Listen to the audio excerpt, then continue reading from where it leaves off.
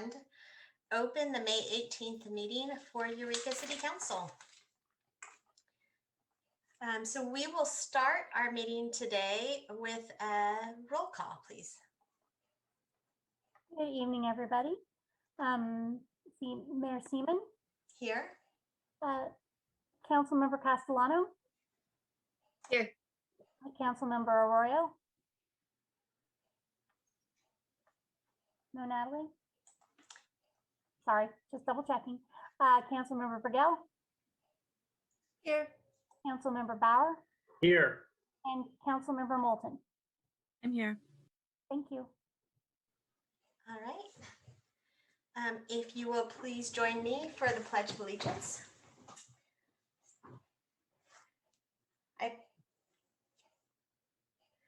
I pledge allegiance to the flag of the United States of America and to the republic for which it stands, one nation, under God, indivisible, with liberty and justice for all.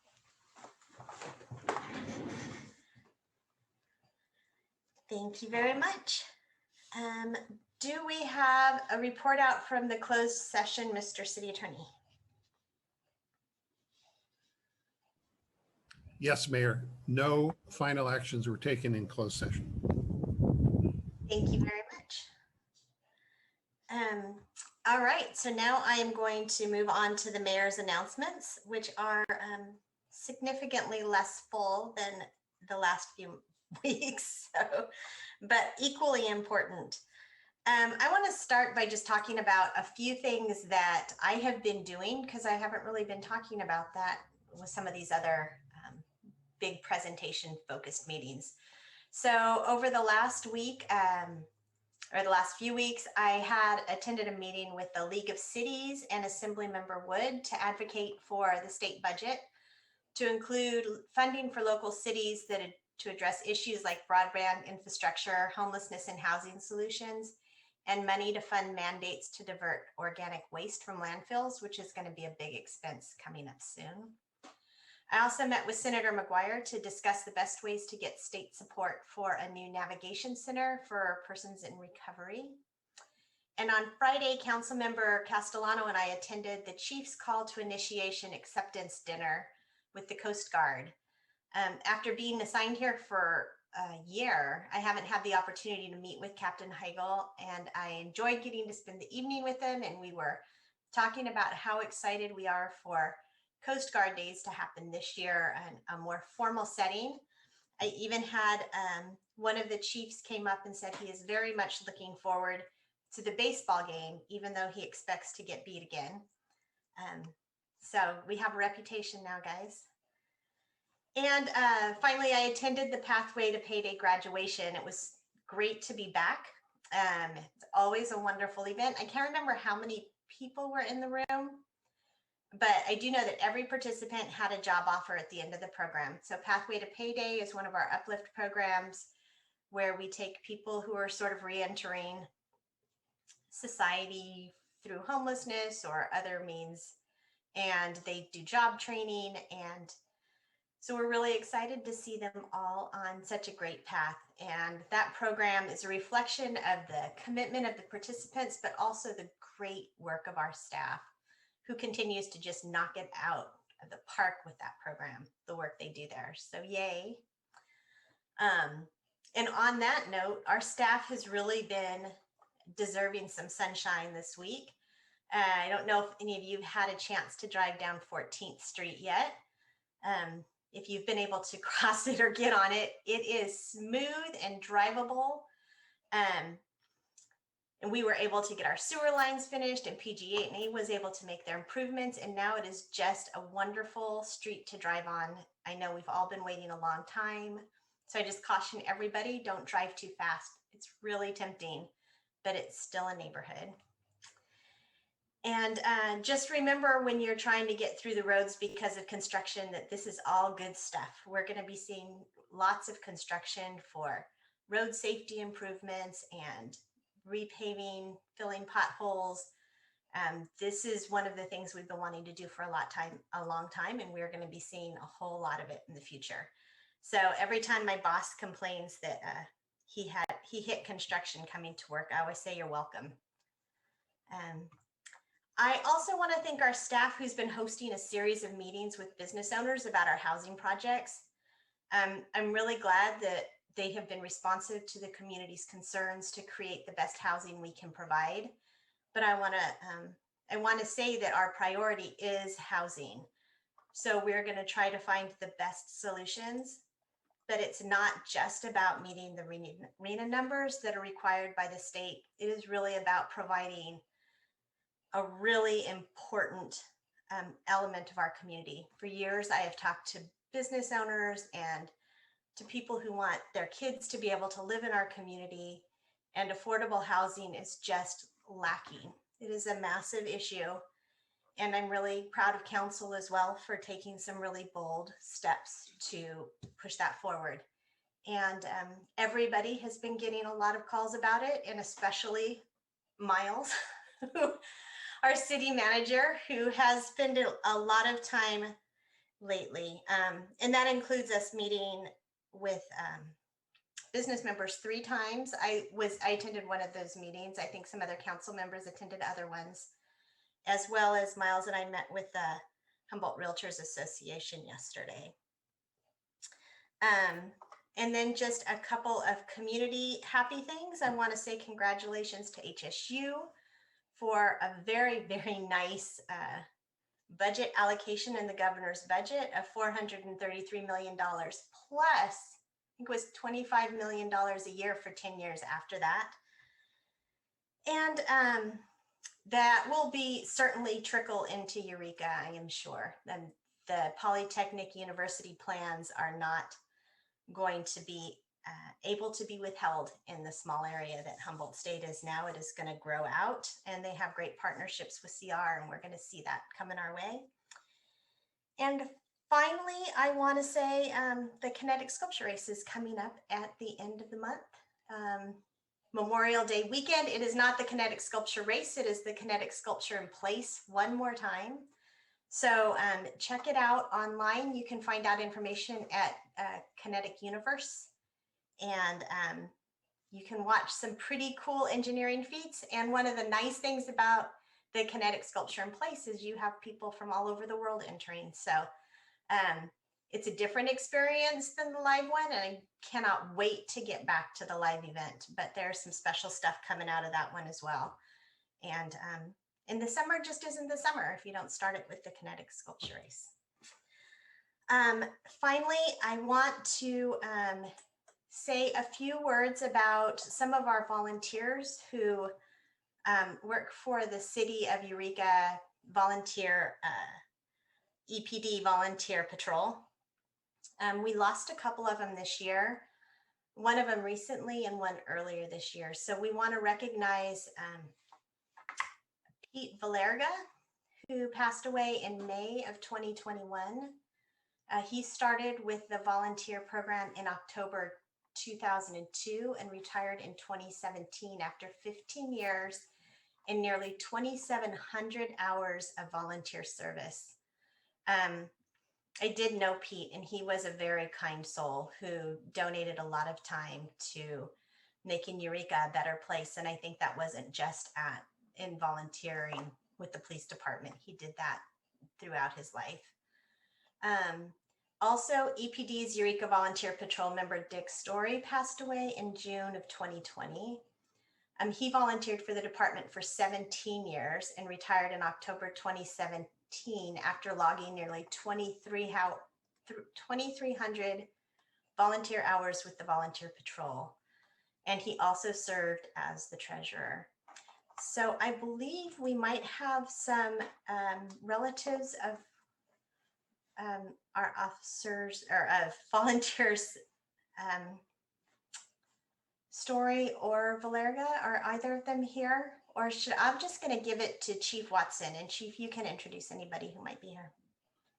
Thank you, Mayor Seaman. I'm not sure who we have present. I know there are several members from my department, including Captain Brian Stevens, who is on this call.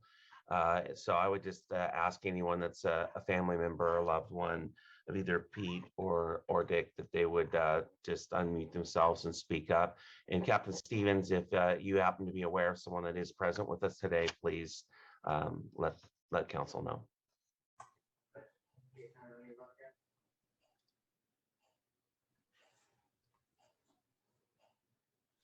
Yeah, Chief, I know we sent a letter to their families. I'm not sure if anybody's on the call though.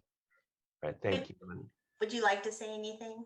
I'm sure after with 40, over $5,000, 5,000 hours between the two of them, I'm sure you guys spent some time with them.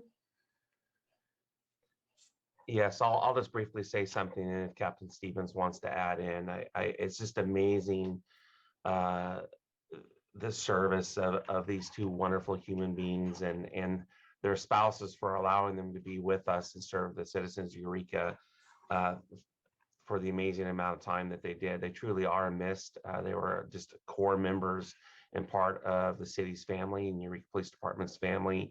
They gave countless hours of themselves, middle of the night call outs for free to guard traffic collision scenes and crime scenes, to help keep us safe in major events like the 4th of July festivals and so on and so forth. And they embody what service is all about, and volunteerism and giving back to their community.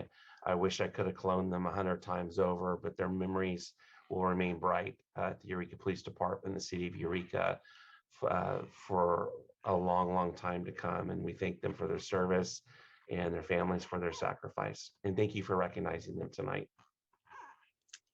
Thank you very much. Captain Stevens, I see you're unmuted. Did you want to say something?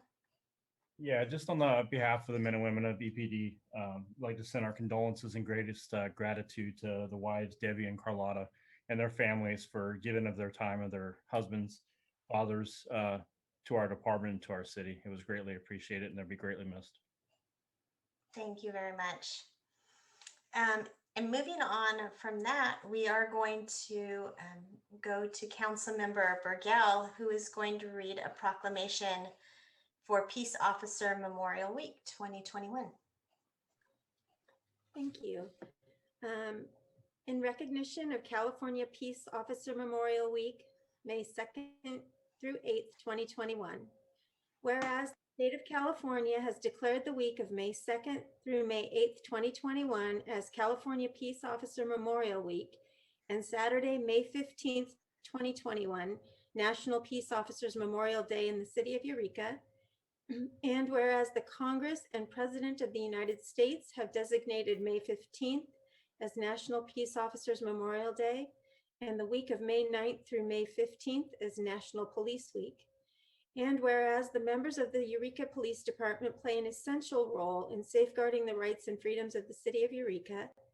And whereas it is important that all citizens know and understand the duties, responsibilities, hazards, and sacrifices of their law enforcement personnel, and that members of our law enforcement agency recognize their duty to serve the people by safeguarding life and property, by protecting them against violence and disorder, and by protecting the innocent against deception and the weak against oppression.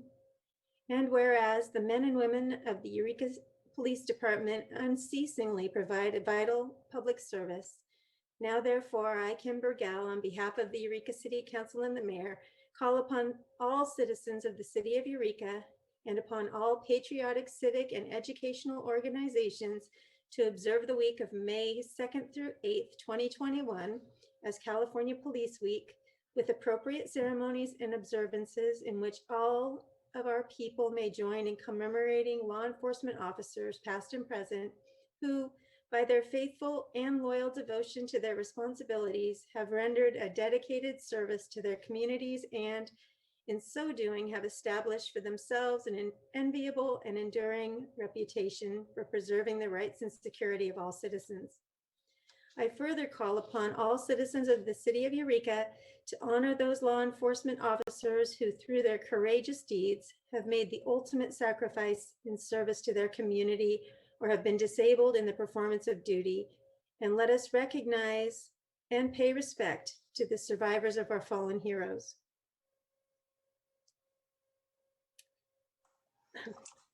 Let us especially remember those Eureka police officers who died in the line of duty: Pete Carroll, Pat Mitchell, and Charlie Swanson. Thank you. If you want to say anything? Mayor Seaman, we do have several members of the department that are, I'm aware they're on at the meeting tonight. Not only Captain Stevens, but our records manager, Amanda O'Neill, Katie Hill, my executive assistant. I believe there's some representatives from dispatch, and I'm not sure who else. But I just wanted to thank on behalf of the men and women of the Eureka Police Department, thank all of you for this recognition, for your continued understanding and support. We're proud to serve. It's an honor to serve this community. We live in an amazing community, amazing town. And yeah, we have our challenges, but there are great things happening in Eureka as well. And our future is looking increasingly bright. And again, it's an honor to serve. Thank you for recognizing their sacrifices and their contributions to Team Eureka.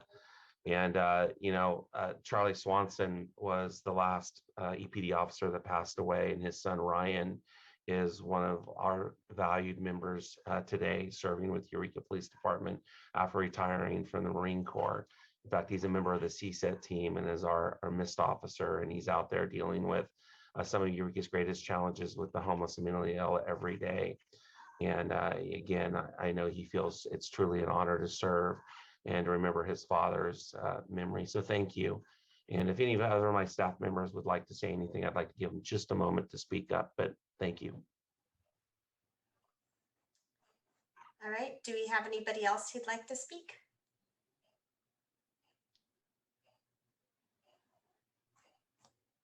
All right, well, thank you for coming tonight, and thank you for bringing this to us, and thank you for what you do.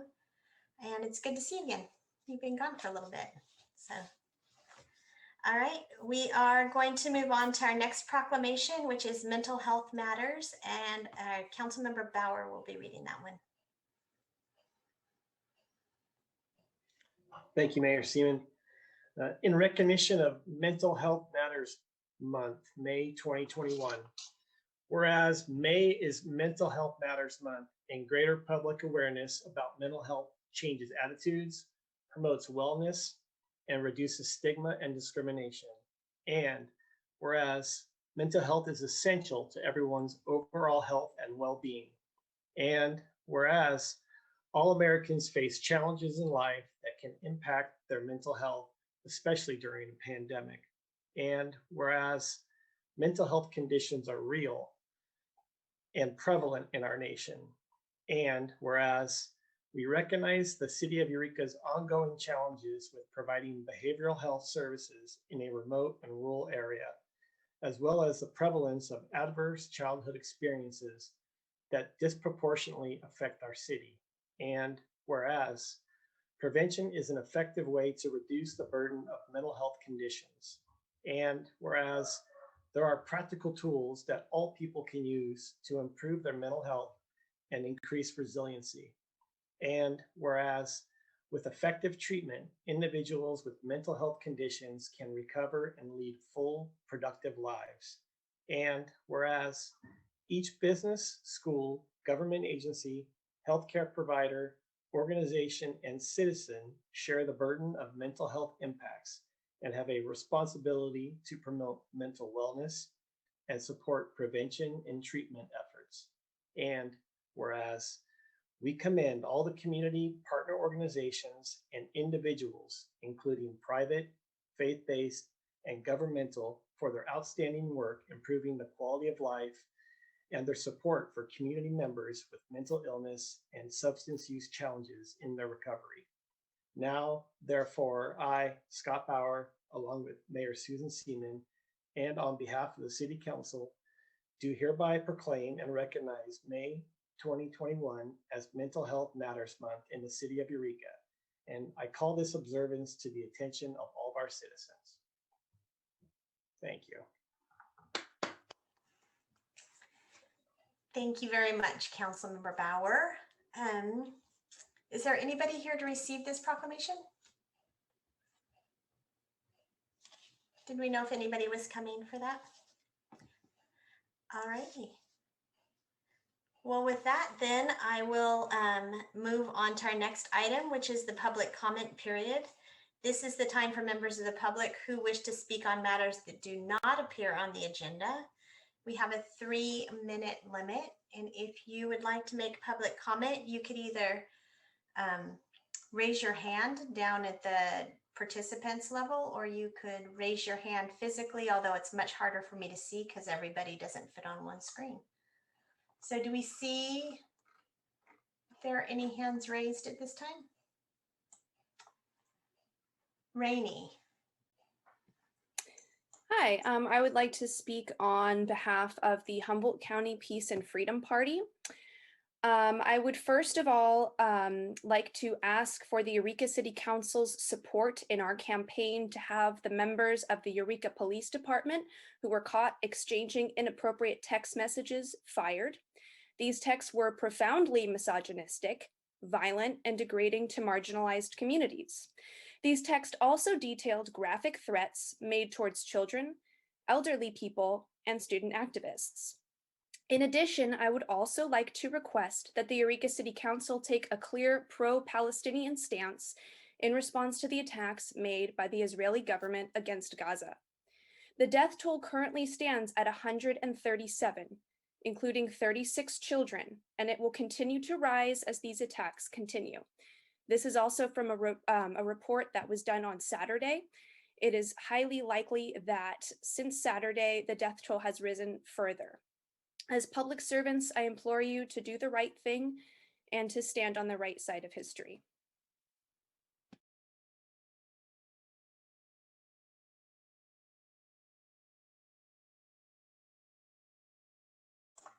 I'm sorry, I did say thank you. I just was muted. I don't see any other hands raised. Are there any other hands or anybody who wants to speak at this time? I'm gonna scroll through the old-fashioned way, see if anybody's waving their arms. I don't see anybody. So I will bring it back and we'll move on to our next item, which is a public hearing. And at this point, I would like to bring up, wow, I cannot read my writing at all. Robin Pratzler. Yes, thank you. Good evening, Mayor and Council. The special assessments before you this evening are related to unpaid garbage and recycling collection fees.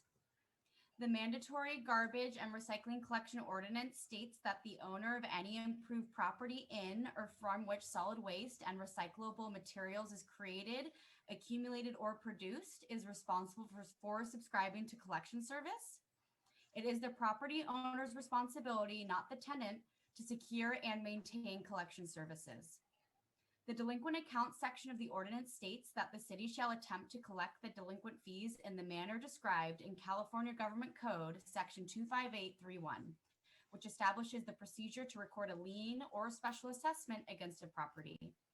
In conformance with this government code section, all delinquent accounts are from 2020 and have been unpaid for a period of 60 days or more after the date upon which they were billed. And all property owners were sent a final notice on April 27th, which was not less than 10 days prior to the date of this hearing. It is the policy of the city to seek voluntary and timely compliance with the provisions of this ordinance, to provide an effective means of enforcement if such compliance is not obtained, and to set forth the procedures for the collection of fees if they are not paid voluntarily. Noticing to property owners about delinquent accounts was not limited to the final noticing sent out in April. The city's franchise hauler, Recology, notified property owners of delinquent accounts in April 2020, August 2020, November 2020, and March of this year. Recology also sent letters each month to owners with closed accounts so they would have time to contact tenants. In unique instances, Recology has provided quarterly reports to property owners of accounts associated with their properties. As of May 12th, as you can see on the attached report, there are 602 properties on the list. Staff has also received 18 returned final notices. Those property owners who did not receive final notice will not be included in the final report sent to the county auditor. As always, staff and Recology have been extremely accommodating with responsible property owners interested in avoiding the special assessment process and are still working with property owners who have made an effort to resolve the unpaid balances. In addition, given the COVID-19 situation, this final notice also provided property owners with additional payment arrangement opportunities.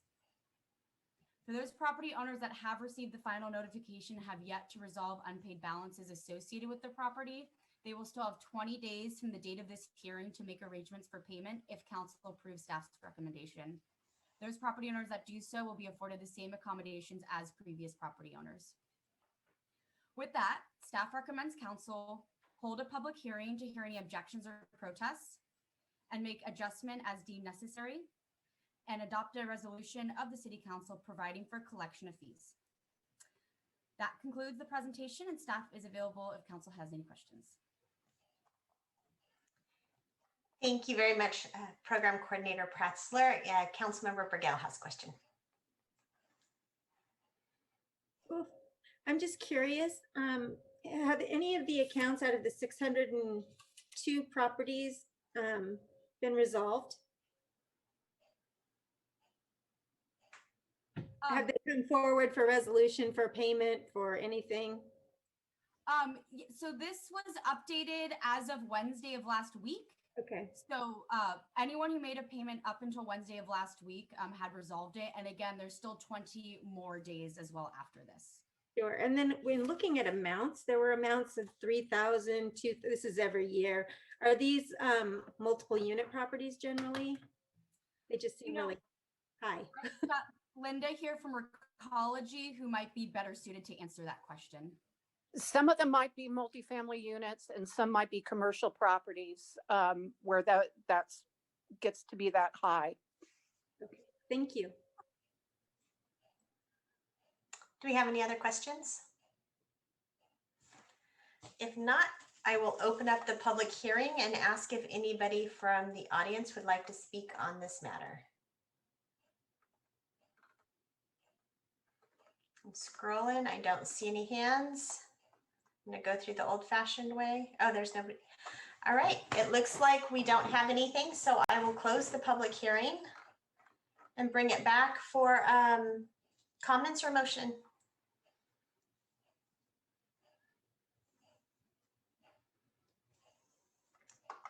Councilmember Burgell. Well, I move staff recommendation. All Do I have- I'll second that. Thank you very much. Do we have any discussion on this item? Seeing none, I will ask for a roll call vote, please. Okay, so Councilmember Burgell, Yes. Councilmember Bauer, Aye. Councilmember Moulton, Yes. and Councilmember Castellano. Aye. Thank you, motion carries. Thank you very much. We will move on to our next item, which is the consent calendar. I will say that we are going to remove item B4, B.4, and put that on a future agenda possibly. Does anybody want to remove anything else for discussion? Councilmember Burgell.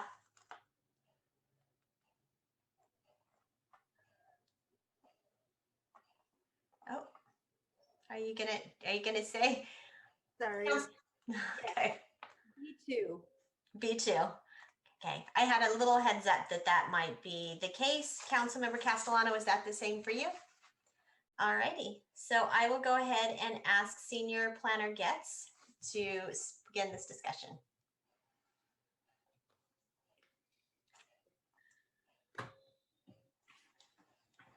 Thank you, Madam Mayor, and good evening, Mayor and Council. Allow me to share my screen here just a moment, please.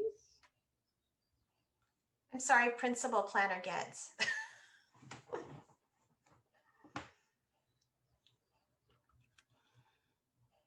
So before you this evening is the Affordable Housing and Sustainable Communities Grant application that the City of Eureka will be undertaking with Link Housing.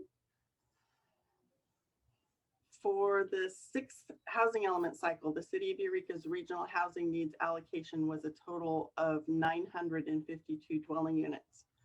In past years, the city was only required to show we had land and zoning available to develop dwelling units, and it was not required to actually construct dwellings. In this housing element cycle, however, the city is required to actually develop housing units. The city is required to develop a total of 302 dwelling units and chose to develop those required units on publicly owned property through an annual request for proposal or RFP process. The city released an RFP for the first 3 sites in July of 2020, and 3 responses were received, and ultimately in October of 2020, the City Council awarded the development projects to Link Housing. City staff and Link Housing have been working together since that time, and in January, we began holding weekly meetings to prepare the Affordable Housing and Sustainable Communities, or ASIC, funding application. If awarded, ASIC program funding will support the construction of the approved affordable housing community at Sunny and Myrtle Avenues, where 31 deed-restricted low-income dwelling units and 1 on-site manager's unit will be created in a 5-story building. The ASIC program funding will also support the construction of the approved affordable housing community at 8th and G Streets, where 39 deed-restricted low-income dwelling units and 1 on-site manager's unit will be created in a 6-story building. And the ASIC program funding, if granted, will also support the construction of the approved affordable housing community at 6th and M Streets, where 34 deed-restricted low-income dwelling units and 1 on-site manager's unit will be created also in a 6-story building. Additionally, if the application is successful, the ASIC funding will provide both the city and Humboldt Transit Authority with grant funding for significant public transportation, infrastructure, and active transportation, both bicycle and pedestrian improvements. On April 29th, Link Housing in the City of Eureka co-hosted a community input session, which was attended by more than 40 individuals. 7 poll questions were asked, which provided initial feedback on the ASIC application scope. That same day, a 25-question online survey was released to community members and posted on the city's website, and it requested additional feedback. In total, 79 responses to the survey were received, with 4 hard copy responses submitted by members of the unhoused community. On May 11th, Link and the city co-hosted a follow-up meeting, which was attended by over 30 individuals. The results of the community survey, as well as the final ASIC application, were presented to the community at the meeting. The application is due and will be submitted on June 8th to the State of California's Strategic Growth Council. Award announcements are expected on October 28th of this year. And additionally, the scope that has been developed satisfies all of the ASIC application criteria, and it maximizes GHG reductions while providing the City of Eureka with a grant to support infrastructure improvements, which will help the city achieve goals included in the 2040 General Plan. I'm now going to turn the presentation over to Public Works Director Brian Gerving, who will go over the infrastructure improvements that were identified during the public process. Once he's finished, staff is available for questions and then recommends council adopt the resolution authorizing the application for the Affordable Housing and Sustainable Communities Program grant funds. Brian? Great. Thank you, Kristen, and good evening, Mayor and Council. I'm going to share my screen now.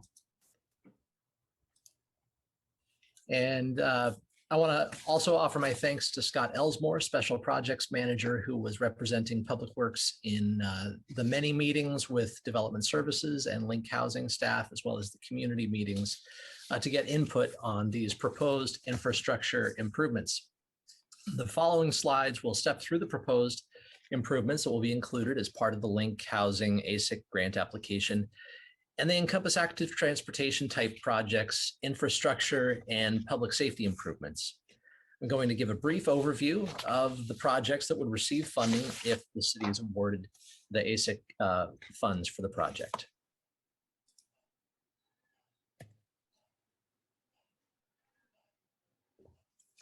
First up are the improvements to the Cooper Gulch Trail System. This trail project enhances neighborhood connection points to the trail system, creates and expands the trail systems within the park, as well as connections with adjacent streets of 14th and Myrtle Avenue and adjoining neighborhoods. Additionally, the city would be able to fund the M Street to L Street neighborhood connection trail. This is kind of an ad hoc trail at present, and it would be formalized through this process.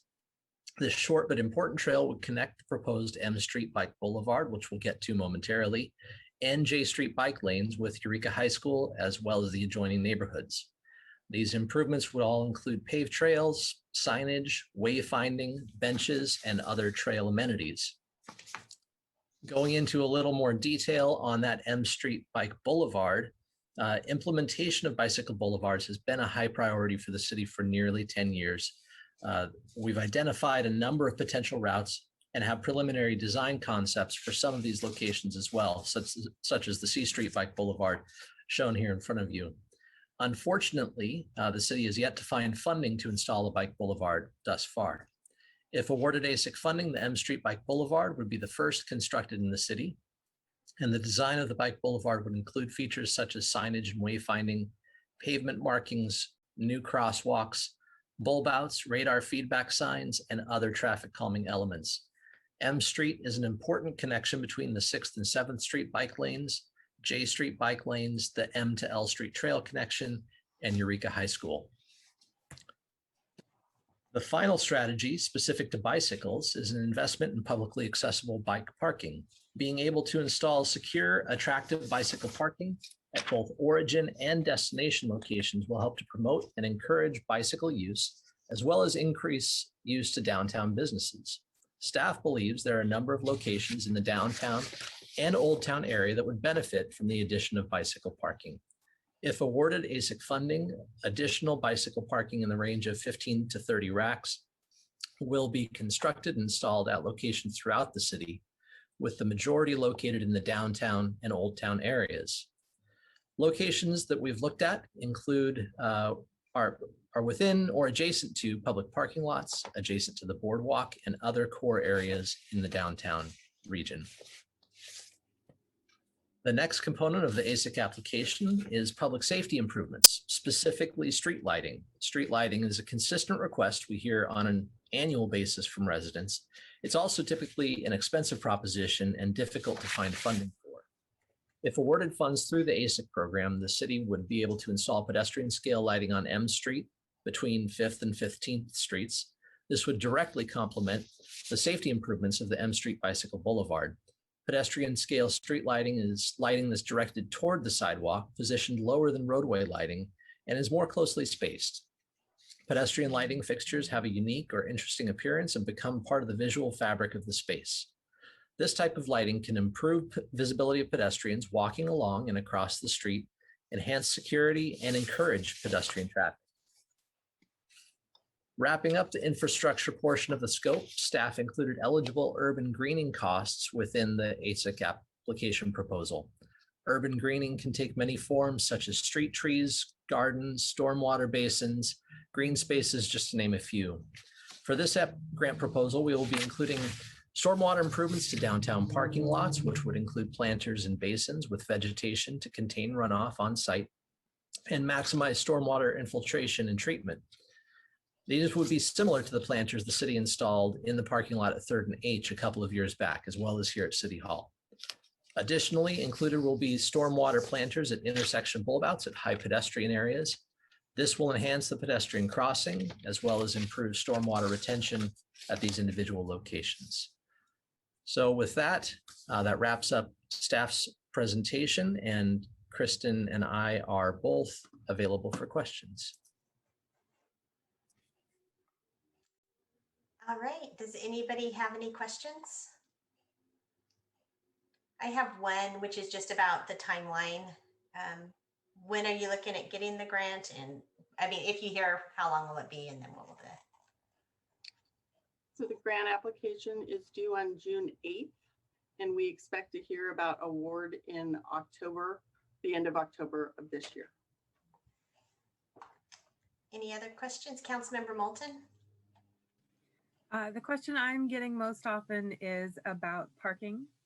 Understanding that these are, we're talking about city lots where, the public can't park anyway, for the most part, but can you speak to the parking requirements of the buildings themselves, or just people's concerns around eliminating parking, or where folks that live in these buildings are going to park?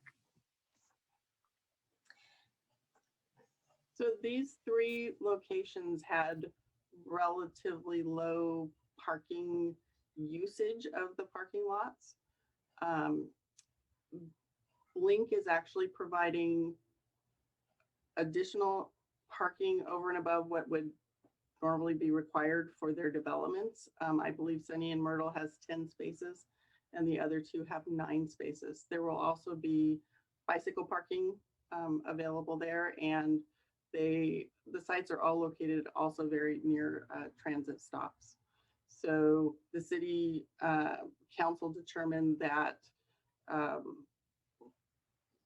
the reduction in the number of parking spaces that were available for the public could be absorbed by the on-street parking that was surrounding the 3 sites. Thank you. I know that's a question that I've been getting a lot. Thanks.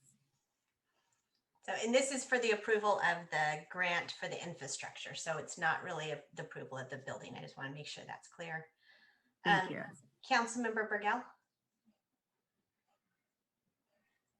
So I just wanted to thank you for showing the renderings of the buildings. I get a lot of questions about what those buildings are going to look like, a lot of opinions on the monolith, albatross look of what they're going to be. And I'm so grateful that we're now out in the public where people can actually see that and see that it's been through design review. That's correct. And we're going to be moving forward. So I appreciate that. That was a questions that I get, and I guess it was a comment, and I apologize for that, but I'm muting. Any other questions? All right, seeing none, I will ask if there is anybody in the, I do have a hand up from a Bruce Christensen. Hi, so I just want to comment that I do really appreciate the efforts that are going into active transportation and public transportation with this process, especially as someone who relies on those. I do want to comment that there does need to be better coordination between agencies, such as Caltrans, the City of Eureka, and the Humboldt Transit Authority. Just because, as I've brought up to several of you, there have been a lot of conflicts with construction, closing bus stops within Eureka, and alternative stops or alternative routes not being provided for those. So again, I'm thrilled to see new bus routes. I just want to make sure that they're actually usable for those of us who actually take the bus. That's all. Thank you. Do we have any other public comment? I do not see any others. All right, I will bring it back for comments or motion. Councilmember Bauer. I'll make a motion to adopt a resolution authorizing application for affordable housing and sustainable communities program grant funds. Thank you very much. Do I have a second on that? I'll second, and just a quick comment. Thank you to everyone for all of your work. Oh no, you froze. This affordable. Can you hear me now? Now we can hear you. Yeah. Hold on. Oh, now you went away. That's the way to do it. Oh, can you? Is it working? Yep. Okay. Great. Yeah, thank you for all of your work on this. And, for one, I think it's going to be really exciting to have both this much needed housing and also these infrastructure developments. So I really appreciate this pairing of community infrastructure development with housing. And to that, people have been reaching out to me regularly, just really expressing the struggle to find housing is real in Eureka, and that affects how people retain employees, and all of that I think will really help support our population. So thank you for that. Thank you, Councilmember Castellano. So we have a motion and a second. We're sort of started in on discussion. Is there any further discussion on it? All right, let's go ahead and take a roll call vote. Councilmember Burgell, Yes. Councilmember Bauer, Yes. Councilmember Moulton, Aye. Councilmember Castellano. Aye. Thank you. Motion carries. All right, thank you, everyone. So we have approved item B2. Did we already approve the consent calendar without those items? Did I do that first? No. Okay, now we have to go back and approve the consent calendar. So anybody want to do that? Thank you, Councilmember Bauer. Go ahead, Leslie. Okay, I'll make a motion for the calendar. All right, thank you. Thank you. Sorry, I didn't do that before. Can we have a roll call vote on that item, please? Oh, you're muted. Sorry, I was typing. You guys are too fast. Councilmember Burgell, So just a clarification, that's with B2 being pulled, right? Yes, but we approved that separately, so. Yes. okay. Councilmember Bauer, Aye. Councilmember Moulton, Aye. Councilmember Castellano. Aye. Thank you. Motion carries. Thank you. Sorry, I won't do that out of order next time. I'm going to move on to item C1, and I'm going to invite Principal Planner Getz back to talk to us about the Text and Local Coastal Program amendment to increase coastal service commercial zone district building height from 35 feet to 55 feet. This sounds familiar. Thank you, Madam Mayor. Senior Planner Lisa Savage is going to do the presentation for you this evening. Thank you. Good evening, Madam Mayor and Council. Hey there, Lisa.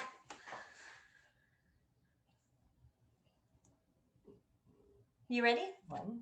Yes, I am starting share. Good.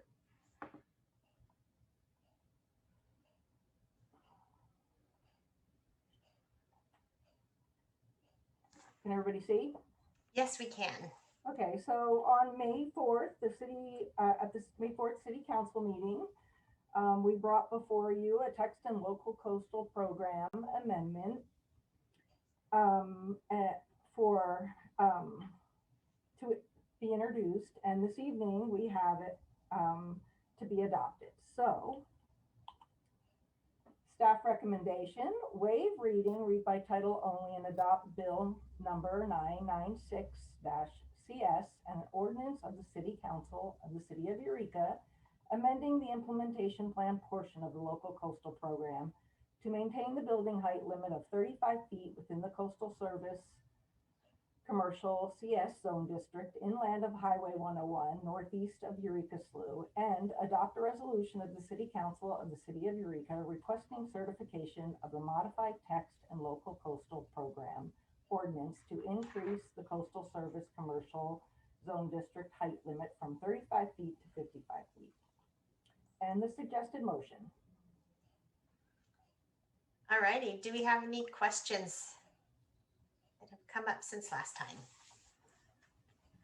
All right. See none. I will ask if there's anybody in the public who would like to speak on this issue.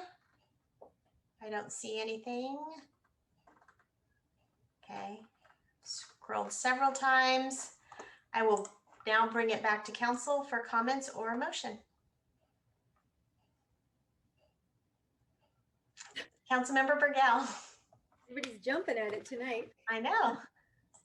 I move that the city council waive read by title only and adopt bill number 996-CS, an ordinance of the city council of the city of Eureka, amending the implementation plan portion of the local coastal program to maintain the building height limit of 35 feet within the coastal service commercial CS zone district inland of Highway 101 northeast of Eureka Slough, and adopt a resolution of the city council of the city of Eureka requesting certification of the modified text and local coastal program LCP ordinance to increase the coastal service commercial CS zone district height limit from 35 to 55 feet.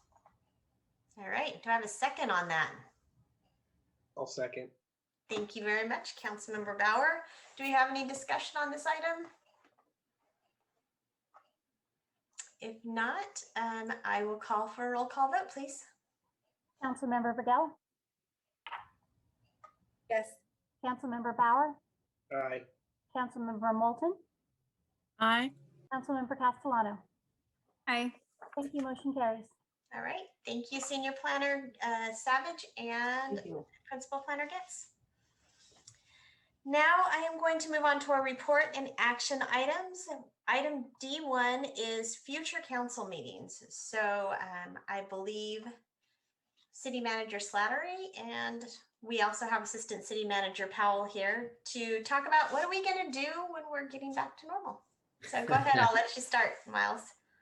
Good evening, Mayor and Council. So yeah, as Mayor Seaman has mentioned, the purpose of this report and is kind of get direction from council and gauge the interest on the timing of when we'd like to go back to a version of the in-person meetings. Just as some background, Assistant City Manager Powell has been working with a company on some upgrades to our council chambers so that we could have a more efficient and productive hybrid type of meeting where we could have people in person as well as being them online through Zoom. And so the main purpose of this is just to get an idea of, you know, how comfortable council is on what the timing would be for something like that. You know, June 15th is when the state's supposed to open up again. Assistant City Manager Powell and I were thinking potentially starting the new, you know, going back to some version of the old in-person meetings and the first meeting in July. So we just wanted to open a discussion with council to get an idea on what the timing would be and when they'd feel comfortable for that. And also maybe ideas on what that would look like as far as the hybrid version of council meetings.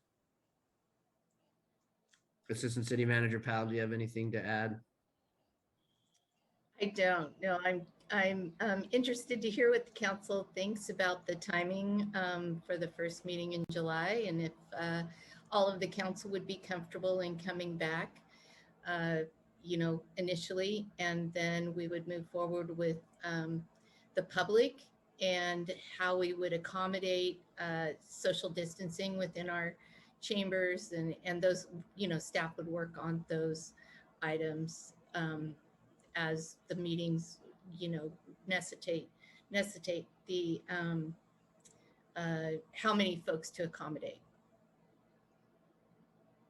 All right, it is open season. So you may have questions about this. I mean, I don't really know the process, I guess. Are we commenting? It's a report, so can we just comment now?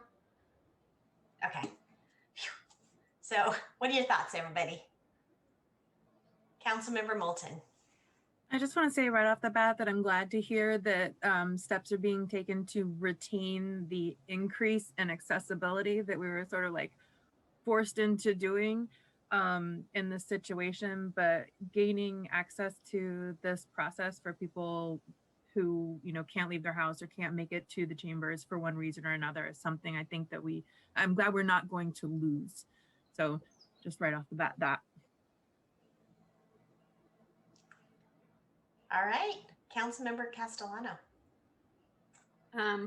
I would personally feel comfortable coming back to council chambers. I mean, I don't need to like inflict my desires on the rest of the group. So, I would go with the consensus of the group, but it would be nice for me to be in chambers again. And for sure, it would be exciting to see members of the public in whatever version of in-person we deem most appropriate and safest for given the situation. To even see members of our own council that we've never sat at the dais with. Councilmember Bauer. Yeah, I'd like to have my first city council meeting in the chambers. I'm ready. I think it can be done safely, and I agree with the rest of Leslie and Katie. I think it's great, the hybrid model. I'm interested in, I guess the legal perspective was us actually having city council meetings, right? Remotely. I think there was a governor's order that allowed that. And I assume we don't need any kind of special order for the public to be able to comment without being there. But it'll be great to have in-person council meetings. I'm excited about it. Councilmember Burgell. So I too would be comfortable with in-person meetings, but I also would like to keep in mind that our numbers are going up again. And so I would like to base coming back on the numbers. I mean, if we're in a higher tier or if the tier doesn't decrease, then I don't know if that would be something I'm really comfortable with. I realize that most of us have the vaccine now, which is great, but I don't know if that's true generally of all of the public. That's a whole different conversation that we don't need to talk about now. But I certainly like the hybrid model. It's interesting because before the whole pandemic, when I was knocking doors campaigning, I had a couple of people that were stuck in their homes. And I talked to them about having a way for them to be able to come to meetings, and speak, but not be there. So this has been one of the gifts of COVID, I guess. So I'd like to also continue that. And I'm curious, would we be masked except for when we speak? Would we not be masked? What would that look like? And again, the numbers really, I think, are a weight for me as far as being willing to, put us all together in that way. I miss everybody and I miss council. There's so much fun and it's so great to see all the people and hear that passionate talk when you're looking directly at somebody in their person. However, I don't want to put people at risk either. So hopefully the numbers will go down. So yeah, to answer your question, Councilmember Burgell, right now, currently it's our policy at City Hall and our other places in common areas to be wearing masks. So if we were in the same tier right now, we would, as Assistant City Manager Powell had mentioned, we would do social distancing, we would have masks, and we would maintain those protocols. I do want to say we're going to do our best to get the fully upgraded version of the hybrid model.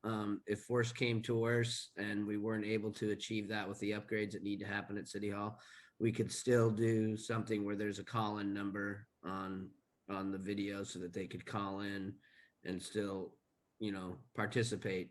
But, eventually we will have the full hybrid version. We're hoping by the first meeting in July, that's the case. But if not, we have a fallback to do it. So what I'm hearing that, oh, go for it.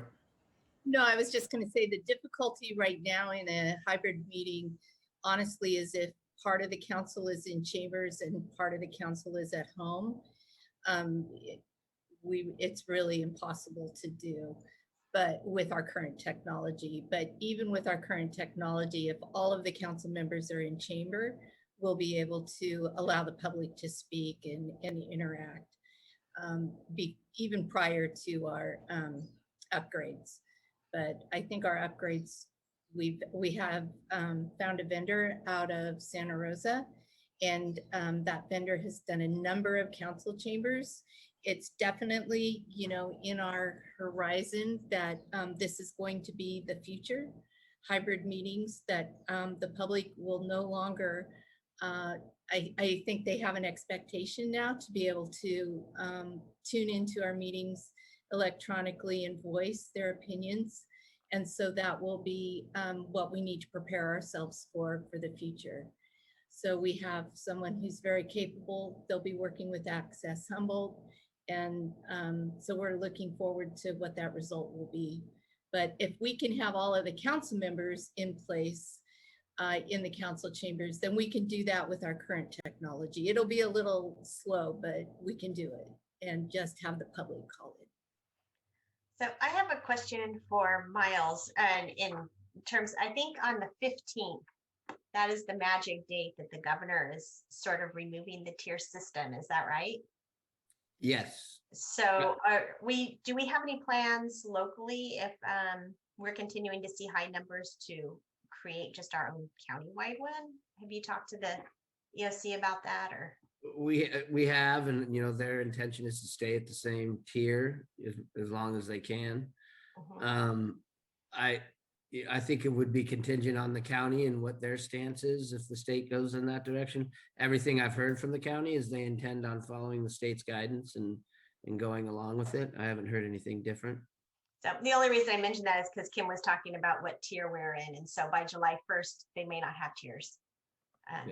So that is the only reason I mentioned it. And then was that Councilmember Moulton that raised her hand? Yeah. That was pretty much my question. I was going to say that I'm comfortable going to chambers as a council. I'm comfortable with the public coming in if everybody has to wear masks. I am less comfortable if our numbers are still really bad or if we're still, headed towards the wrong tier. But then that was my question. What happens when the tiers go away? If our numbers are still bad, but we don't have a color chart to point to, can we still ask people to wear masks if we're gathering people indoors, like just random people in public with vaccination status unknown? We can regulate that regardless of what the county or the state says if we want people to come in, and especially if we're offering them an alternative to being in person. Okay, then I'm good with that. Councilmember Bauer? Yeah, I was just going to say, I think it's important, though, that, when the science says something, the CDC guidance is relaxing for masks, if the state agrees and we're to the point that you're vaccinated, you don't wear a mask, I feel comfortable with following the CDC guidance and the science. So not requiring it if the science says it's not required if you're vaccinated, and if there should be a sign, if you're not vaccinated, you wear a mask, and at some point, if people are reluctant, I'm frustrated by that, and that, we're all required to, do a certain thing when those of us have chosen to take the science path, if you understand what I'm saying. So just putting that out there. The science is one thing, we should follow the science. Yeah. Thanks. I don't know if we're too clear on CDC. They've kind of flip-flopped back and forth on that, but yeah, I think that, for me personally, just the fact that you're vaccinated, you can still be a carrier and you're not aware of what other family members' states are. And so if you're there, two people are vaccinated, one person can carry, could give it to the person that's vaccinated, and then that person could go home and infect their family. I think that erring on the side of caution is a good idea. I mean, it all depends on where we're at. So Councilmember Bergel, then Moulton. So that's curious to me, just the idea that of the honor system. what are we going to do? Check people's cards as they come in the door, and that is why I will continue to mask, just because, going to the market, whether the CDC says I have to wear one or not, if I'm vaccinated, I have to take care of myself and my family first. So that's just me, my opinion. But I am wondering about what that's going to look like if that's a possibility. I mean, can we say, you have to present your card to go in, or present your card without a mask, or I don't know. I mean, what would that look like? Well, I know at sports venues, they are doing that now, and they have vaccinated and non-vaccinated state sections. That's actually a part of California Department of Public Health guidelines for some of the different venues. Is, larger ones, they do have vaccinated areas and non-vaccinated areas. But I do think it is an honor system. The card that I have that shows that I'm vaccinated, I think that my 12-year-old daughter could forge. So, I do know that the CDPH guidelines does have different criteria for, certain events, and being able to have large events where there's an area that's sectioned off, that's for vaccinated people that don't have to wear masks. And then there's a section for non-vaccinated people that have to follow protocol. I think that Attorney Black is going to be very busy trying to determine what we're able to do in a public meeting. Councilmember Moulton, then Castellano. I just wanted to speak to the follow the science thing, which I absolutely agree. And what the science says right now is that if you're vaccinated, you can go out in public without a mask, but unless you have regular interaction with unvaccinated people. And a huge portion of our community is unvaccinated because they're unable to get vaccinated yet because they're too young. And I live with one, he's 4. So that's my concern is interacting with people who are unvaccinated and interacting with other people who are unvaccinated. And the science is not solid on that specifically just yet. Councilmember Castellano. In terms of, seating and how we do that, I would defer to, there are pretty extensive guidelines available for the performing arts, for athletics, about that. And I think that, we don't necessarily have to reinvent a system, and, as well as like how that's playing out in the legal community as well. I think we'll be able to observe what's happening in other communities along with those guidelines. Just, like if we're going to have a vaccinated section or something like that. It will be 2 weeks after after the state's sort of turned over. So I guess 2 weeks is a good amount of time to sort of see what has been happening. But it sounds like we're all in agreement that we're willing to go back. The question now is just how masked and how do we handle the seating? Yeah, so what we'll do is we'll move forward with the plan to start the first meeting in July. And then at a city manager report, probably the second meeting in June, we'll come back with more of an update on what that's going to look like for council. Councilmember Burgell. I'm sorry, I just have one more question. So how are we going to determine, just curiosity, the numbers currently are going up. So how are we going to determine what that looks like for us in July, as far as, how high do they have to, how low do they have to be for us to be together? How are you determining that? I think that we'll have discussions with public health and speak with Dr. Hoffman, and see, I haven't talked to him in a while, but the previous thing is that he was still fighting hard with the state to stay at the same tier because he thought that these numbers were an anomaly. I don't know if that's his stance now. They thought it was the super spreader event. I don't know if that's still the thought process now. But we would consult with public health and see where that. I sincerely hope that, a month and a half from now, that we're not on that same trajectory. So I am going to take this totally off the rails and ask if there's any comments. Everybody who is out in the audience now are all staff members who tend to come to our meetings. So if there's something that you guys are thinking and dying to share, please do. If not, you don't have to. But you know, these are your meetings too. So no, I don't see anybody dying to do it. I just wanted to give you the opportunity. You can always send us an email if you wanted to. All right. So I'm looking forward to seeing y'all in person because I miss seeing people in person. Do we need to, you got direction. We don't need to actually do anything, right? We're good? Yep, We I can think move we're on. good. We Mhm. can move on to the next item, which is the city manager report. Thank you, Mayor Seaman, and good evening again, Mayor and Council. I'm going to share my screen.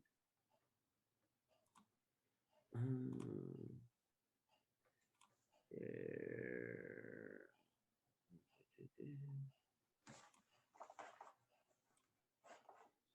There we go. How's that? So tonight I wanted to give council an update on the affordable housing projects and particularly the upcoming RFQ that is set to come to council at the June 15th meeting. As most of you are aware, you know, when we set up the housing element, we picked out 12 different sites to meet our regional housing needs assessment. The first 3 properties, Sunny and Myrtle, 8th and G, and 6th and M, which were just presented on, went out first and were awarded to Link. Luckily, when we went out to the RFQ and awarded it to Link, they provided us with a lot more units than what we expected. And just for information for the public and for council, VLI is very low income units and LI is low income units. So when we put out the RFQ, we expected to have 20 from each of those spots, 15 very low income and 5 low income. Just prior to putting out this RFQ, we found out that 2 of the properties that were listed for housing units, the one at Cooper Gulch is the one at as well as the one at the Sheriff's Woodlot, which are sites 8 and 12, are not able to be developed for housing. We found out that they have a deed restriction on them from a Land and Water Conservation Fund grants that we had received at both of those locations. And so that removed 100 of the 302 potential sites.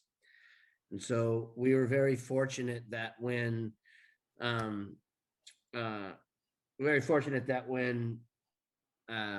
Link proposed that they gave us 44 more units to help make up for those 100 units that were lost by losing those 2 sites. So for the RFQ for this coming, I apologize. I don't know what happened up to my markups, but the next projects, those greens should be higher. The next RFQ that were supposed to go out were set for site 4, site 5, and site 6, which are the locations at 3rd and E, 5th and D, and 4th and G. Those sites were, you know, picked out just in order of the housing element. And we were planning and intending on going those out. We heard some concerns from the public. And so what we did is we made sure that we had meetings in order to discuss these sites. And just for your reference, this is the site at 3rd and E, which is adjacent to the Sea Grill. There's 2 parcels there. It's also a very difficult site to develop after speaking to developers, but either way, those are the 2 sites at 3rd and E, surrounded by offices, the Sea Grill and the Photon Long restaurants. This is a picture of it from E Street looking in at one of the parcels. This is the site at 5th and D, which is adjacent to the Lloyd building and a retail location there. And then this is a picture from 5th Street looking at that site. This is the 4th and G lot, which is across the street from the Arkley Center, surrounded by retail, the county's offices, another city parking lot at 5th and H that'll be going out to RFQ in the future, as well as the Arkley Center. And this is a picture from 5th Street looking at, from 4th Street looking at the 5th and G. And so we held 3 public meetings. May 3rd, we held a public meeting for all of the business owners within a 300-foot radius of the 3rd and E parking lot. On the 4th, we had a public meeting for all the businesses that were adjacent to the 5th and D parking lot. And on the 6th of May, we held a public meeting for all the business owners around the 4th and G parking lot. We heard a lot of concerns from the public and from the businesses. The main concerns were parking, safety, and aesthetics. While going through that process, we found it was very clear that what we needed to do was to require the developers of these projects to maintain at least the same amount of public parking as a part of this project, either on site or within 300 feet. We also let the public know about the link process and how much public input there was related to the aesthetics, because there's a lot of concern about how those properties are going to look and fit with the architecture of the Old Town area. So after hearing these concerns, there was, anywhere between 55 to over 70 participants in each of these meetings.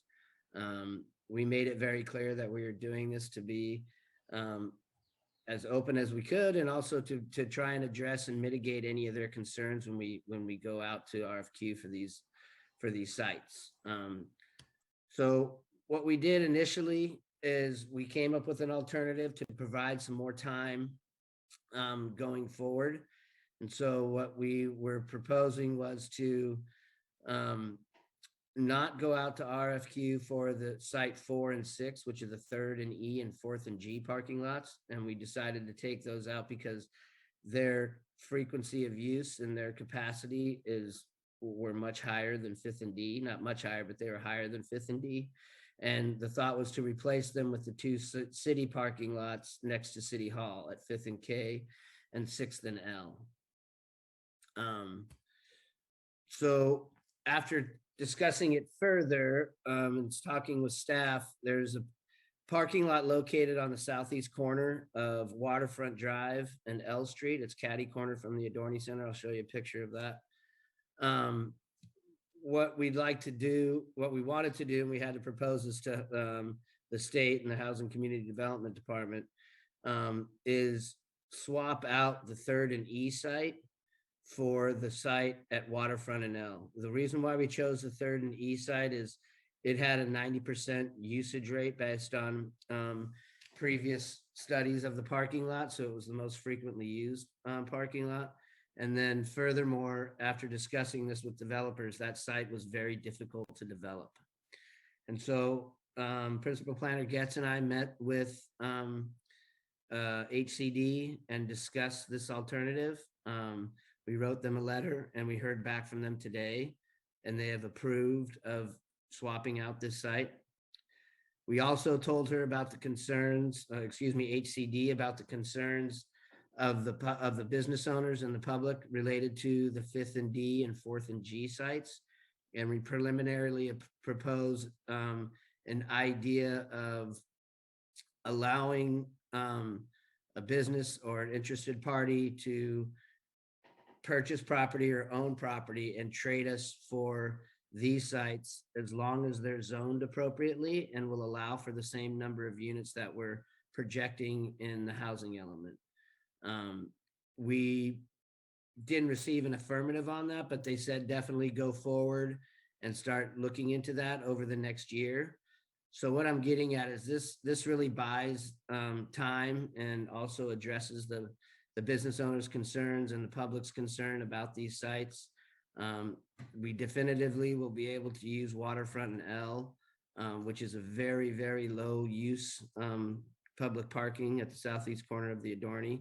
It also addresses a lot of the concerns that came up about safety for the people living there, as it's on a much more lower volume road. It has a recreation center directly across the street. And in the future, by the time this is developed, there'll also be a park developed across the street from there. So we felt from that perspective, it was good. And it also meets the same number of units requirements as the 3rd and E site. It could provide us with 20 units, 10 of very low income and 10 of low income there. So it was a good swap. So by doing that, it takes out 3rd and E and allows for a year for us to discuss and work with the community and the business owners on alternatives for the other 2 sites. I want to be clear that if those alternatives don't come to fruition, that these sites will be going out to RFQ next year, along with Fifth and H. But we have had discussions with business owners, and there are some potential options out there for us, and staff will continue to pursue that. As far as the location, this is the location that's going to be swapped out for the third and E. It's the southeast corner of L Street and Waterfront Drive, catty corner from the Adorney Center. There's the Adorney Center. And the site is pretty conducive to development. It's a rectangular lot, similar to some of the other lots that we have proposed for this. Before I go on to questions from you guys and comments, I do want to talk about the process that we went through and some of the comments that were made and some of the things that to me were pretty discouraging. A lot of the community members that I spoke with, were very supportive of this project. Even a lot of business owners that were in the Old Town area were very supportive of the project.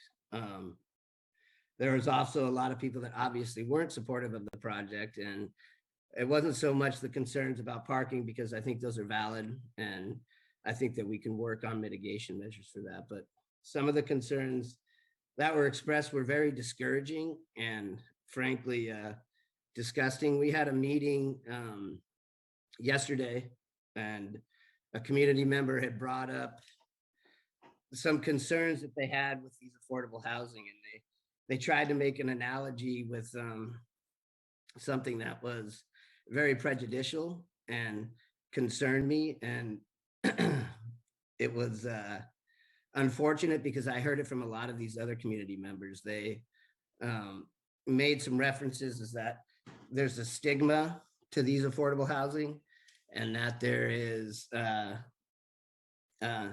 also an increase in crime in these areas where there's high rents. This has been going on up and down the state for a very long time. My mother lives in San Diego. There is a project similar to this that had the same amount of protests and anti-affordable housing down there. And it was built about 5 years ago. There's 300 units that were there. It's been there for the past 5 years. It's very successful. The crime rate hasn't increased. The kids that go there play with all the other kids in the neighborhood.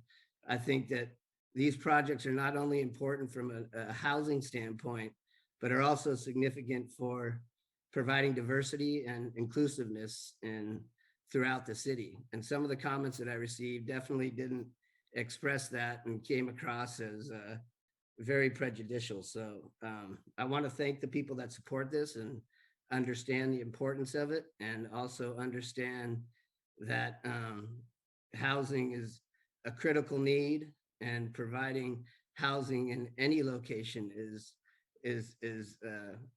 very much needed here. And I want to thank the people that do support this. And I hope that those people who hear some of the comments that I've heard from some of the community members stand up and basically let them know that, these are things that we need. And it's very important from the city, not only from a housing standpoint, but from a community standpoint, and being inclusive and diversifying, the different areas of our town. So with that, I'll answer any questions or take any comments. Does anybody have any comments or questions for City Manager Slattery? I will say, I mentioned it during my mayor's report, that I still believe that this year people's nerves are raw because of COVID. And so it's been a lot of hours that City Manager Slattery has had to answer questions, which really do range from really valid concerns to comments that are very cloaked sort of statements about who they don't want to live in certain neighborhoods. Councilmember Moulton.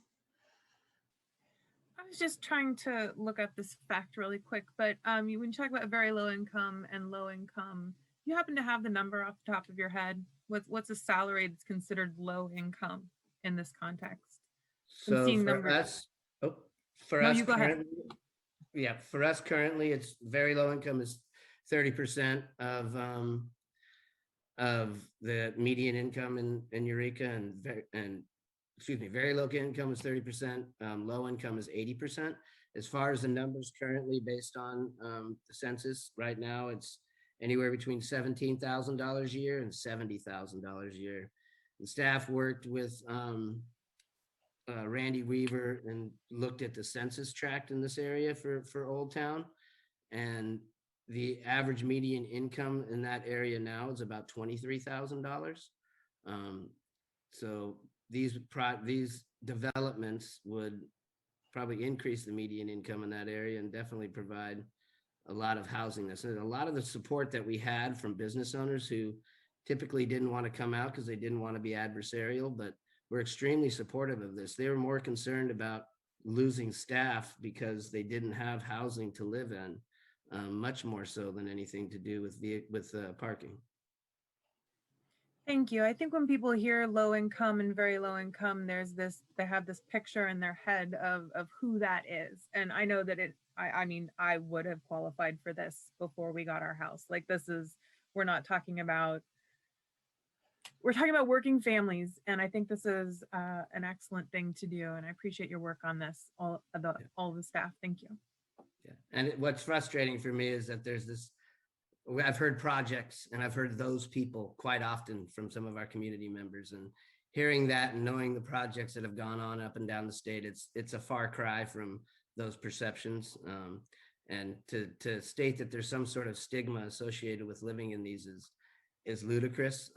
You know, the people making this amount of money are everyday people that work in Eureka and have lived here for all of their lives.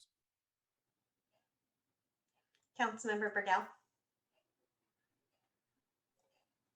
Well, I just wanted to thank staff and our city manager. I attended those meetings, and I appreciate how at those meetings, we stayed until every individual person had the opportunity to speak. It wasn't like public comment. There were people that talked a long time. There were people that didn't talk very long, but everybody got their word in all of those meetings. And I really appreciate that. And I too have to say that, you know, a healthy community is where we raise people up. That's my idea of a healthy community. We raise each other up. And so going to those meetings, I felt very disappointed at the elitist and mean-spirited attitude of some of the people. And I know that that's not who they are. And I'm not sure where that all came from, but it was really disappointing to hear, you know, if we'd played a drinking game and we'd drank every time somebody said those or not in my backyard, everybody would have been hammered, you know? I mean, it was that kind of it was that kind of situation. So I'm hopeful that when these projects come to completion, that people will see that, you know, these are our employees. I too would qualify. You know, these are our regular working families. These are people that we see every day in the grocery. You know, they wait on us in the clothing stores, in the markets, you know, in the restaurants, all of these places, and providing a nice, beautiful place for people to live. You know, I think that that's our responsibility. And so I'm really looking forward to seeing this come to fruition.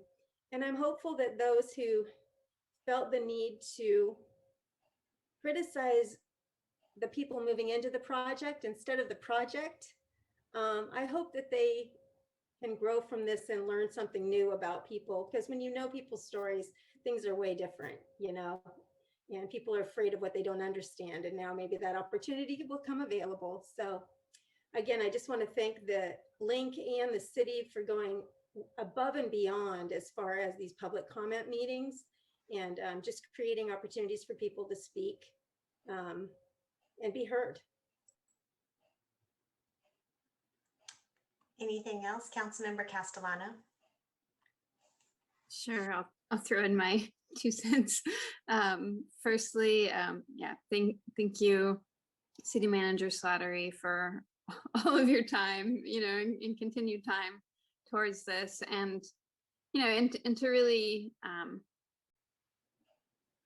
hearing people, giving people lots of opportunity, and for the public, like, this process isn't over.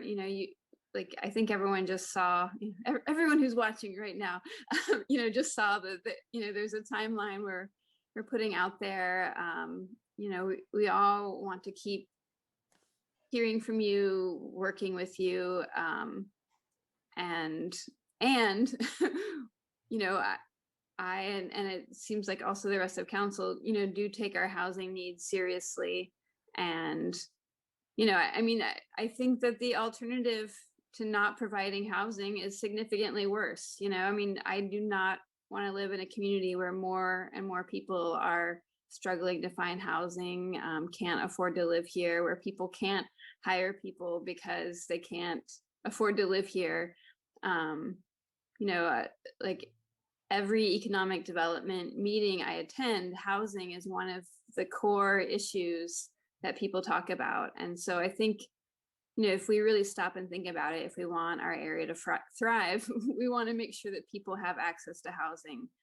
It's a basic need, and I appreciate that we're, taking some time to look at different alternatives and to really think about meeting people's needs. But I do want to, reiterate that, we're going, that, I take this seriously, and if, I want to meet these housing goals, and the reason we have these goals is because the need is there. So yeah, but at the same time, like, feel free to continue to engage with me, engage with us with your questions. Like, I'm not afraid of questions. I'm not afraid of, hearing different ideas or different perspectives. But, I definitely agree that I will not stand, for exclusiveness or things that otherize people, just because they have the right to housing. Any other comments on this? Councilmember Bauer? So much to say, but first, thank you, City Manager Slattery. You have a lot of patience that I don't know I have, for some talk that I don't think people even realize what they're saying. Those people, that kind of attitude. And I've had a few of those discussions, and I like to tell people I am those people. I grew up as a young child on food stamps, I made it out of that tough situation and with a lot of love from family. This is really about giving people a chance, and a home is really the first chance to advance in society, and have a comfortable place to live. And that's all we're trying to do, is give people an opportunity to have a warm, dry place to live. And, minimum wage, you can barely make it, you can't own a house on minimum wage. So we're trying to give everybody an opportunity, and as far as what we're trying to do, a lot of the concerns that I saw were, why there? Why on that part of that beautiful parking lot? It's like, come on, and I have to remind people there's state mandates that require us to have housing, and we have to put them somewhere. We have to find places, and these are required. We can't have a developer just build us a place and call it, the cities. We have our own responsibility, and so it's a fluid process, like what we're doing with Waterfront Nell. That seems like a really good location, and we're making it work. And I think, it's just interesting to see this kind of nobody knew and not enough outreach, and we've done tons of outreach.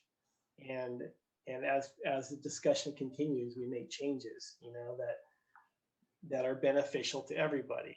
But in the end, it's all about housing and getting good people housing.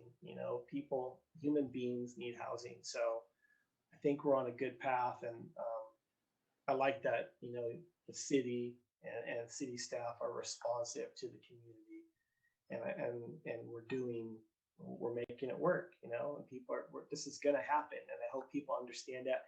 And like, Council Member Castellano said, reach out to us, be engaged. We're willing to hear from everybody, and we're hopeful that in the end, people will see that here's this great housing, and these are community members that are like all of us, no different. So I think things are going well, and I look forward to seeing us, get some of these places built. Thank you.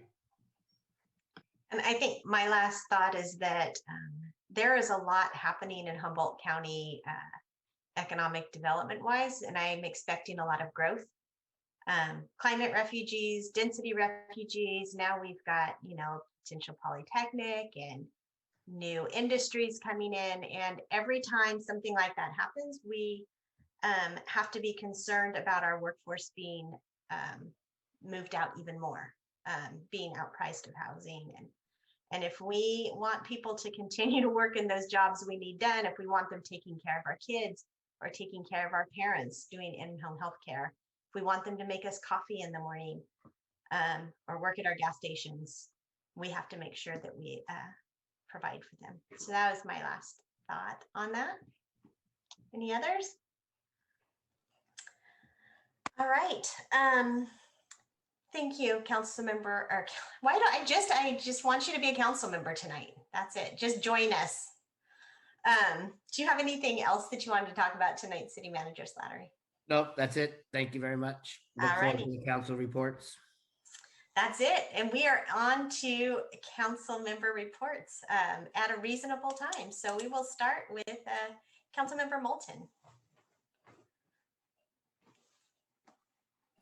Oh, me. Hello. Hello. You're in the top left of my corner. So. Oh, I see. That's how we decide these things. Well, since the last council meeting, I got to do some really great stuff, basically seeing the interesting and effective things that the city is doing. I attended the Pathway to Payday event. I missed the big opening ceremony, but I got to go on the day when everybody was doing their mock interviews and see all the different agencies that were out there helping. And I saw the statistics that said, like, this year, everybody got a job interview, even though there wasn't a lot of folks or got a second interview or a job offer. And that in the past several years, something like 90% of the people participating in the program essentially walked away with a job, either an offer or a second interview. It's such an effective and amazing program that has a strong mentoring aspect to it. Simply somebody talking you through, walking you through the process of trying to find a job if you've been out of the practice for it for a long time can be incredibly helpful. I think a lot of us underestimate the value of having somebody to talk things through with that has experience. While I was there, I got to meet with Jeff Davis from Uplift and walk around the Muni and see, he told me about all these wonderful dreams about homeless services and other services on the horizon in the city and grant funds that they're looking for and how they want to expand this and that. And I think that, kind of like talk about things that aren't happening yet, but all the things that folks want to see happening in our city, a really human-centered approach to solving problems and addressing the symptoms of poverty or the symptoms of houselessness. And I see a really complex picture of services getting woven together, and I'm just impressed. So I got to learn a lot about Uplift and a little bit about CSET and MIST and things like that, but there's just so much going on over there. And it was nice to go into the Muni and poke my nose into the old Ink People building. We haven't been in there since 2010 when the earthquake bounced us out. So it was a little nostalgic for me, which was nice. I got to take my family up to the Skywalk right before the winds and an abundance of caution paused things for a minute. Did get to go up and check that out and talk with some folks up there about what a boon for the city and what a cool thing that's going to be. I think the most encouraging thing that I just wanted to talk about, and I wanted to make sure that is really on people's radar that the city's doing, is work on diversity and inclusion with the fog break consulting. That diversity and inclusion are like these buzzwords that people are throwing around a lot nowadays, and it just seems like the kind of work you're supposed to be doing. But when you really sit in the session and really start talking to people and really listen to their ideas and their attitudes and how important it is to them, that people feel like the city of Eureka is an excellent place to work and an excellent place to live, it's just incredibly encouraging. I see folks that honestly and truly believe from the ground up that diversity is our strength, and it's where we draw so much of amazing energy and inspiration, and just the best employers are the ones that really capture people's strengths and capture what's unique and great about each individual. And I see that work being done. And it's not an instantaneous thing that you just flip a switch and suddenly you have a diverse and inclusive workplace. It's work. And I see the city doing it, and I'm really impressed with that. Maybe I'm easily impressed. That's my council report. Or the city of Eureka is just getting really inspiring these days. Councilmember Castellano. Let's see. Hello, everyone. Continue to stay pretty busy. I also attended the City of Eureka Diversity and Inclusion kind of workshop for staff, and continuing, my service on other boards, and got to attend the Pathway to Payday graduation. And it is very sweet, and kudos to all the staff involved, Jeff and Brandy and Mo. And, there are some folks there and who are just, again, it's an honor to be part of these processes that are changing people's lives, and celebrating people who are stepping forward to change their own lives, that we get to be part of that. And that the support systems are there for that. Let's see, as Mayor Seaman said, I attended the Coast Guard ceremony for the awarding of the chiefs. That was very interesting. Learned some things, and it was really neat to meet, all these folks that are like part of our community, doing that service. I was going to bring up something, and that is, I continue to attend quite a few meetings and things related to housing and houselessness, which are, kind of interrelated but separate issues. But at the meeting for, there's a kind of twice monthly meeting on homelessness and COVID that I try to attend as much as possible. Connie Beck with the county brought up that the DHHS is looking to, they're looking into some opportunities for low barrier housing because they think that there's funding available for it. And so they're going to be putting out some RFIs, I guess requests for information, to some different or out of area organizations, and I think potentially in area organizations, looking at people who may be able to provide low barrier shelter. Basically, they've done all these assessments and they're realizing that, we still have, people who need shelter. And so one of the things they're asking is that cities, the county, different cities identify various or potential locations, either on public or private property, for this kind of low barrier housing. So I wanted to bring it forward to council to see if that's something that council is, I think basically staff would work to find locations. They don't have to be on public property. They could also be on private property where this housing could occur, So I just want to see if that's something that council would support staff looking into. This is a consensus thing, so just a thumbs up if you're interested and nothing if you're not, and we can. Okay.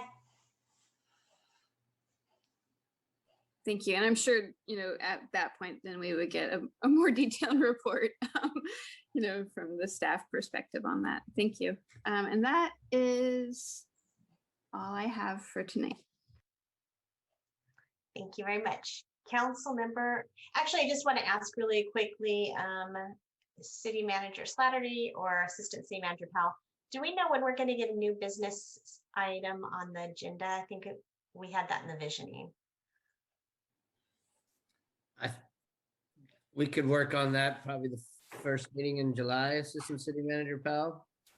Yes, so what I need to do is I'll be bringing forward a resolution that will add that to the order of our agenda. And there was some other things that I was looking at to clean up on the agenda and before I brought that resolution, so I only had to do it once. So we will be looking at that. And then honestly, I was looking for some input because I've been looking at a number of different agendas in other cities and jurisdictions, and a lot of them include the new business or the request for items on future agendas with the council travel reports. And I really wanted to get clarification if you would like this item to be separate than that or as part of the council reports. So that was one of my concerns that I wanted to kind of. Maybe you guys could talk about it in agenda reviews or something. So we won't talk about it now because now is not the appropriate time. Yeah, so Assistant City Manager Powell, what you're thinking is rather than titling it City Council Reports, title it City Council Reports / new business or something? Yes, that's what some jurisdictions do. Okay. Others have new business at the very beginning of the agenda. They talk about things that they want to see on future agendas as a separate item. And then others combine it. So there was just what I'll do is I'll send out to council when I get back some examples of agendas from other cities, and you can kind of maybe take a look at it and give me some feedback. Excellent. I've been holding my tongue and not giving you feedback now because I know it's not appropriate, but I'm thinking about it. Councilmember Burgell. Thank you. I don't really have a lot to report. I can tell you, I went to a family cleanup this last Saturday, and I just, I want to talk about that for a minute. This is a family, the Sheener family, who she was driving her kids to school one day, and they saw all this trash on the side of the road, and they asked her, Mom, can we stop and pick up that trash? And that's how it all began. And now it's become this cleanup with several people in the community in their neighborhood. And I just love that, we live in a community where people actually do that. And I got to go out with them for the day or for the morning, actually. And there was a snake, so that was problematic. But other than that, it was a really good time. And there were tons of cigarette butts. I swear, we hear about the trash in our area and how it's this and that, but cigarette butts, I mean, gosh, it's okay to smoke, but please smoke responsibly. We don't want to have to be picking up hundreds of cigarette butts on the side of the road every weekend. So that was really wonderful. I went to a lot of the housing meetings, as I already talked about. And that leads me into my next little thing. I just want to remind people, so I've been really paying attention these last couple of weeks to kindness and to how people treat each other in our community. And there's nothing that feels better than catching somebody doing something good. And it seems like that's something that's pretty regular for me, I think maybe because I look for it. But I just want to remind everybody that, if everybody in our city did only one kind thing a day, that's really not a lot. That would be 27,000 kind deeds in a day. 27,000, that's a lot of kind deeds. And I'm hopeful that would, that's how we build community, right? Being nice. And then, of course, in a month, it was 837,000 kind things in a month. And so I just really want to point that out is that, we all have our issues and things, but being kind costs nothing, and it really makes a positive impact in our city. And then I wanted to talk about, I went on Sunday up to the Lupin up on the Bald Hills, and I ran to a tourist lady. She was so sweet. She said, you know, she was from Savannah, and she was saying how she drove in and she saw these beautiful trees and everything. And she said, and then there was this quaint little city in the middle of it all. I was like, that's our town. Made me feel so good to be able to tell her some things to do in our city and that type of thing. But it was just a great thing. And I love the direction our city is going in now. And yeah, you know, kindness is critical. It makes me feel good. It makes you feel good, and it costs nothing. So I would just be an encourager of that, one day at a time, 1 minute at a time. And I think that's all my report tonight. Thank you. Thank you very much. Councilmember Bauer. Thank you. I was fortunate enough to take the family also on the Skywalk, and blew our minds. And then thanks to everybody, community, staff, who made that possible.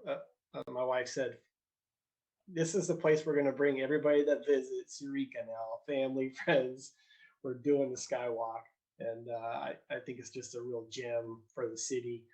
I still want to see the zip line go from the top down to the pond, but liability wise, probably not a good idea. I attended Cal City's legislative briefing, which was, I don't know if any of y'all did that. It's just fascinating to see. Luckily, we have Cal Cities who keeps an eye on things, and all the things that the mandates that come down on the city, it's pretty significant. You know, what happens in the Capitol, how it affects us here in the city. It's a little bit, I don't say disconcerting, but I just go, wow, you know, there's a lot of stuff that unfunded mandates and whatnot that I'm glad we have people like Cal Cities, you know, looking out for our best interests.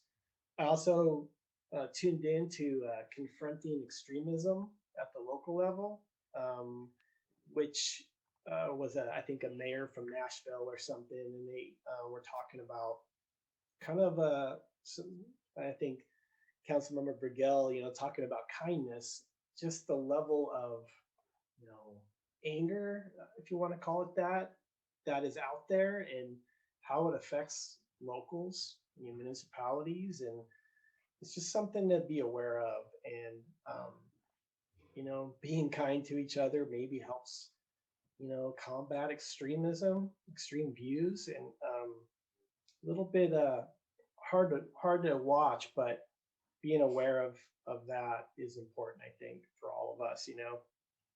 And then I've been getting a lot of questions about 14th Street. I tell everybody, be patient. It's going to take time. Yeah. And I say, be patient with each other. You know, getting around construction sites, people get, you know, confused, and be patient with the construction crews. They're going to be there for a while, digging up our roads. And but in the end, it's going to be a great thing, like all the other construction going on in the city. And lastly, you know, I've been getting a lot of information, you know, about drought. The state is in the most severe drought probably in recorded history. And lucky for us, in the place that we live, we have an abundance of water behind, you know, our reservoir, Ruth Lake. But it's just something to think about, conservation always. And understanding that, you know, our emergency response crews are going to be involved probably, and hopefully we don't have the firestorm that we had last year, but it's going to be a challenging summer. Just being prepared, you know, but like I said, we're lucky. Eureka has plenty of water, and we're urban. We shouldn't face any threats, but it's pretty interesting to see what climate change is doing, you know, to our fair state. But anyways, I think that's it. Thank you. All right. And with that, I am able to say our meeting is adjourned before 8 o'clock. So yay. Have a great week, everyone. I am heading out of town, but I will be back next week. I'll see y'all then. Thanks, everyone. Bye. Have a great next week.